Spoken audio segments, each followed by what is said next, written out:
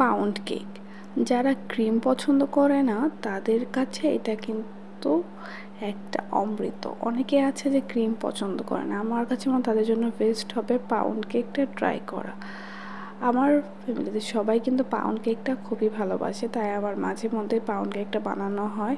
যেহেতু এখানে কোনো এক্সট্রা ক্রিম বা কিছু থাকে না, এটা কিন্তু এমনিতে খেতে অনেক মজা। তো আমি এখানে দেখতে পাচ্ছেন আলমন্ড বাটার চকলেট পাউন্ড কেকটা বানিয়েছিলাম, যেটা অসাধারণ হয়েছিল। দেখতে যেমন সুন্দর, এটা কিন্তু খেতেও অনেক অনেক মজা হয়েছিল। আশা করি ভিডিওটা দেখে বুঝতে পারছেন যে কতটা পারফেক্ট হয়েছে। এই তো আমি এখন কেটে দেখাবো, দেখতেই পাচ্ছেন একদম এত সফট হয়েছে। আর বাটার দেওয়ার কারণে মুখে দিলেই কিন্তু মিলিয়ে যাচ্ছিল। এই তো দেখতেই পাচ্ছেন। আমি এখন সবগুলোকে পিস পিস করে কেটে নেব।